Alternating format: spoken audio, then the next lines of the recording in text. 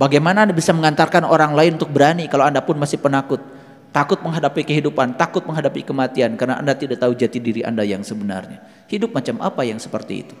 Hanya menunggu waktu untuk mati, tidak ada artinya. Itulah kita pentingnya mengalami hari kelahiran yang kedua, hari kebangkitan. Hari kebangkitan itu bukan nanti setelah kiamat. Hari kebangkitan itu sekarang, di sini, saat ini, sekarang. Ayo bangkit. Bangkit dari ketidaksadaran. Jadilah orang-orang yang sadar.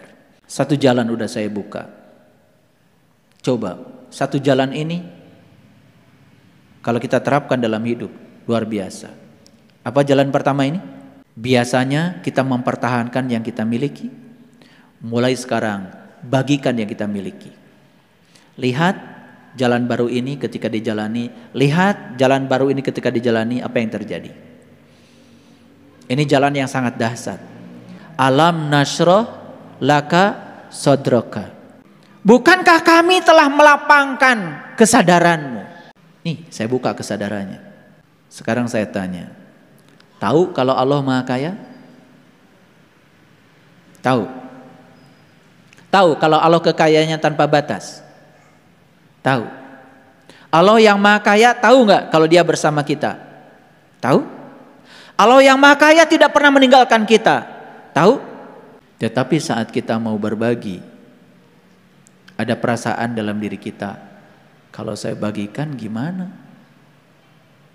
Nanti saya kekurangan dong. Kalau saya bagikan gimana? Gak cukup dong buat saya. Berlawanan? Berlawanan?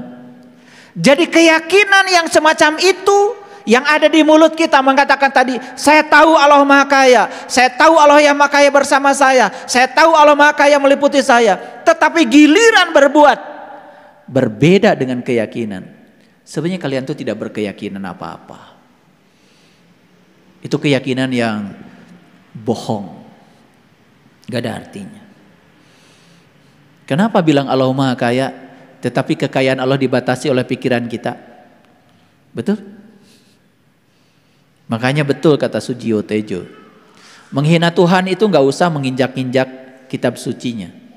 Ragu saja akan hari esok, Anda sudah menghina Tuhan. Jadi buat apa kalian baca Asmaul Husna yang 99 itu setiap pengajian? Buat apa? Makanya di pengajian ini gak ada baca Asmaul Husna 99. Gak ada. Gak ada. Buat apa dibaca? Amalkan saja. Ar-Rahman, Ar-Rahim, Al-Malik, Al-Qudus, As-Salam, Al-Mu'min. Praktekkan dalam hidup. Itu benar tuh Asmaul Husna. Buat apa dihafal 99? Tidak ada tes kok di akhirat hafalan Asmaul Husna. As-Sobur buat apa dihafalkan? Praktekkan jadi orang sabar.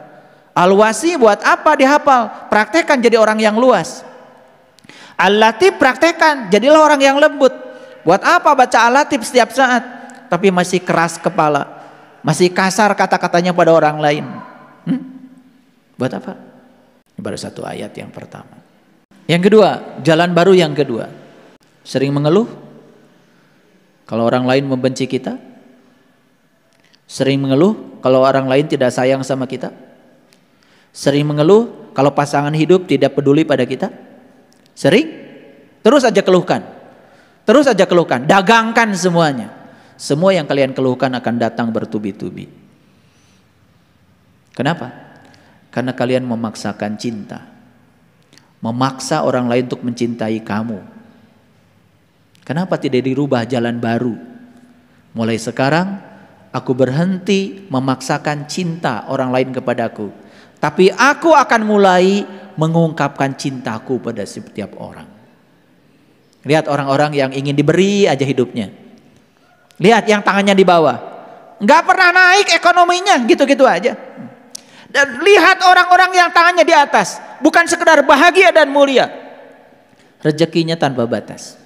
Lihat orang-orang yang tidak memantaskan dirinya, dia cuma memantaskan dirinya sebagai orang yang ingin diberi. Tiap tahun selalu ingin diberi. Tapi lihat orang-orang yang memantaskan dirinya sebagai orang yang memberi.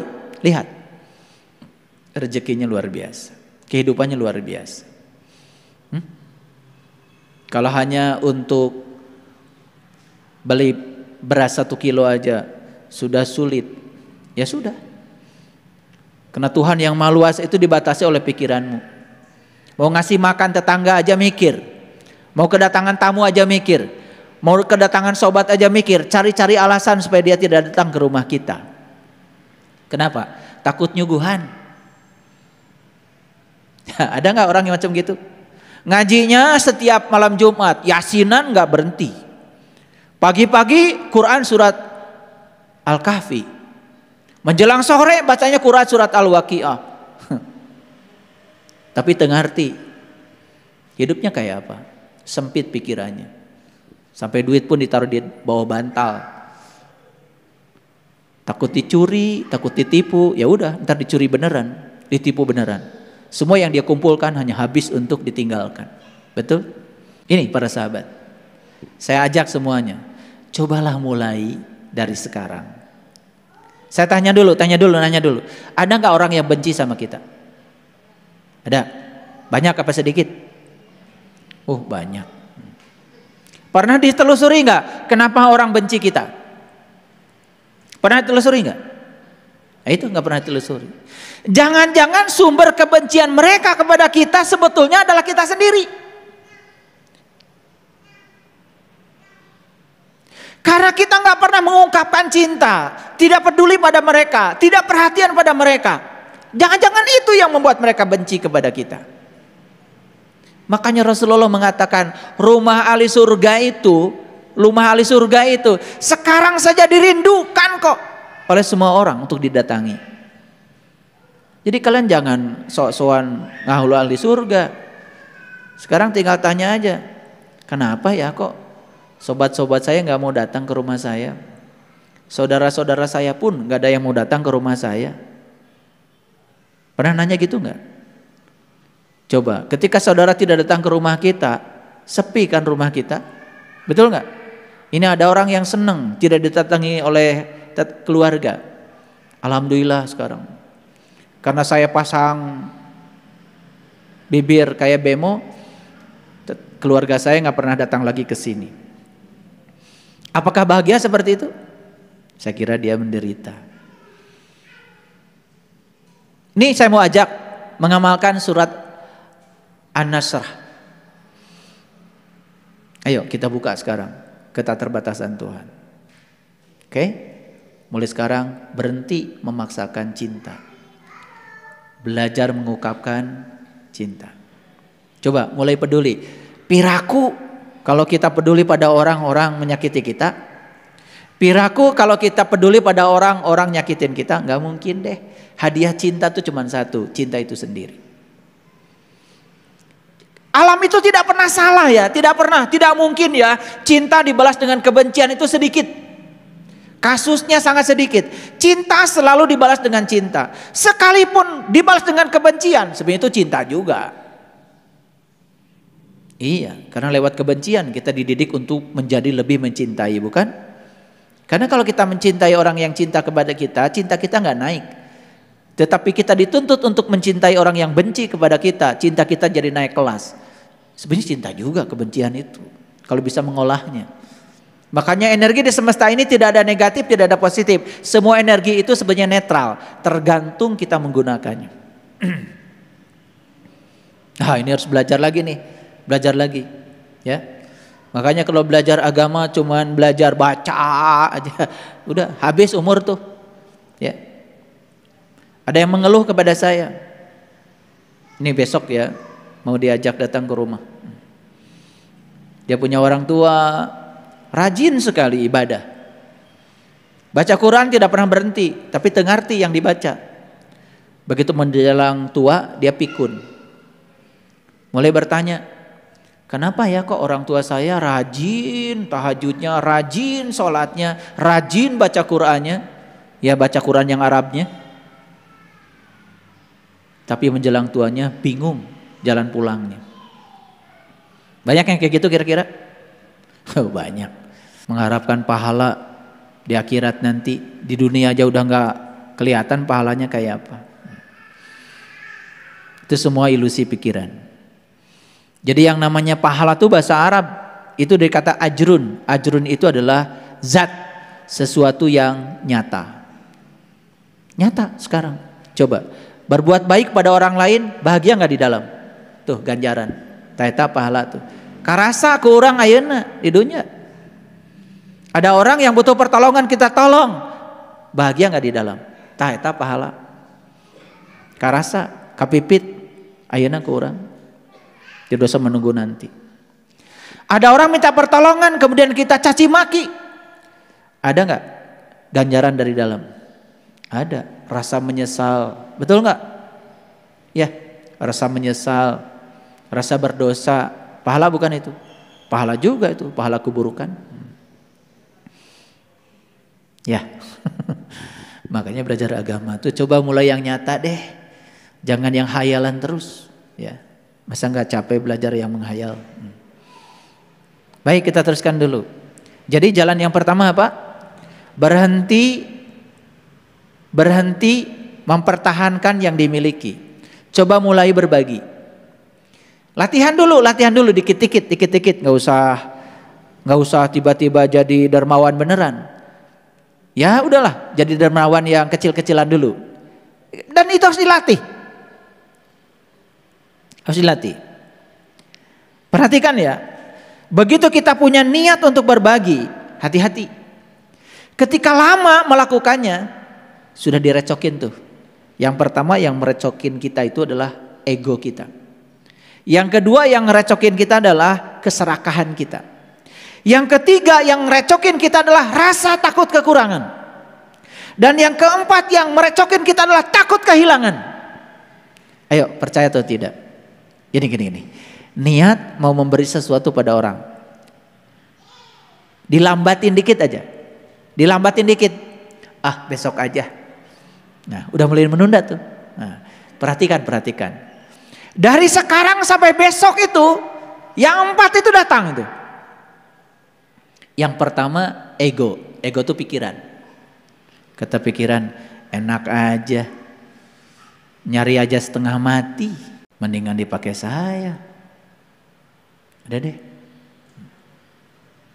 Cukup? Gak cukup. Datang yang kedua apa? Keserakahan. Rasa memiliki ingin lebih dari yang ada. Muncul itu? Ayo praktekkan. Ini saya bicara pengalaman. Berikutnya yang datang lagi apa? Takut kekurangan. Kalau saya berikan ini gimana saya ya? Mulai itu datang. Dan yang luar biasa itu adalah takut kehilangan yang kita miliki. 4 itu cukup gak untuk menghentikan niat tadi? Cukup?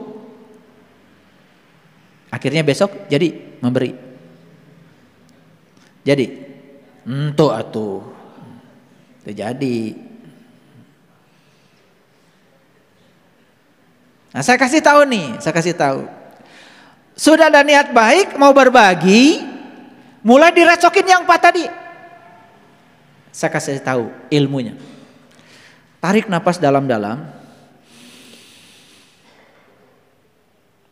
Tahan, buang perlahan. Tarik lagi napas dalam-dalam. Tahan, buang perlahan. Tarik lagi napas dalam-dalam. Sambil meminta, aku hadirkan energi ilahi tanpa batas ke dalam diriku. Respon kita akan berubah. Perhatikan saya, respon kita akan berubah. Timbul satu kesadaran.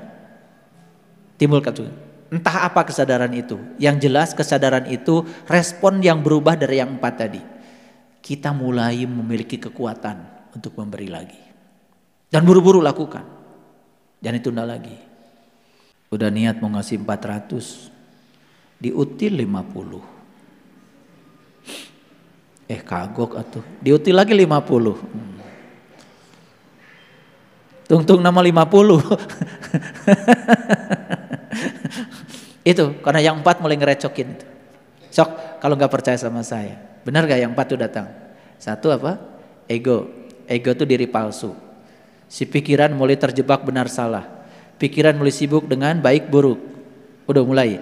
Yang kedua yang akan datang adalah keserakahan, ingin memiliki lebih.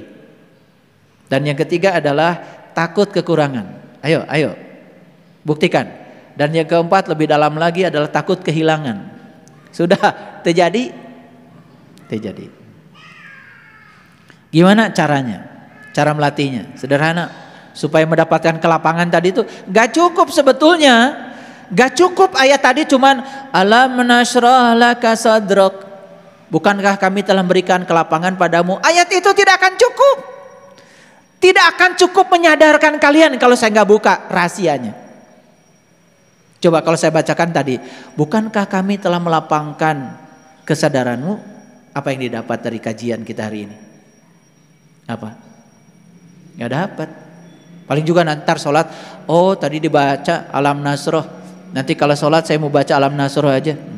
Dibaca lagi, alam nasroh laka sadrak. Gak ada energinya. Tapi begitu kita sadar bahwa sesungguhnya setiap kita memberi, sesungguhnya itu adalah pemberiannya. Sadar bahwa sesungguhnya setiap memberi tidak akan membuat kita kekurangan. Sadar bahwa setiap pemberian membahagiakan yang diberi dan membahagiakan kita. Sadar bahwa sesungguhnya setiap memberi itu tanda bahwa kita yakin Allah Maha Kaya tanpa harus bertransaksi dengan beliau. Coba, lapang gak? Lapang gak? Habis sholat tuh lapang. Gimana? Ada yang nanya sama saya, kalau saya baca alam nasrohnya satu ayat saja, cukup satu ayat. Jika perlu ulang 100 kali. Boleh nggak? Boleh. Karena di dalam sholat kan yang dianjurkan, yang penting baca surat. Setelah Al-Fatihah, itu juga sunnah. Gimana kalau saya baca setelah Al-Fatihah alam nasroh cuman ayat pertama? Boleh. Alam nasroh laka sadrak. Alam nasroh laka sadrak. Alam nasroh laka sadrak. Cerik tak? Nangis ketika sholat. Kalimat pertama mungkin belum menghunjam. Kalimat kedua tambah menghunjam. Kalimat ketiga tambah menghunjam. Bukankah kami telah melapangkan untukmu kesadaran? Kok kamu gak sadar-sadar sih? Bukankah aku yang ada dalam dirimu adalah sumber kesadaranmu? Tapi kenapa kamu gak sadar? Bukankah aku yang ada pada dirimu adalah kesadaran murni yang aku tiupkan ke dalam dirimu? Kok kamu gak sadar? Boleh baca 1000 kali? Boleh. Coba aja. Kalau ada yang bilang, wah itu bid'ah, gak ngerti. Gak ngerti. Daripada tuntas gak dapat apa-apa. Betul?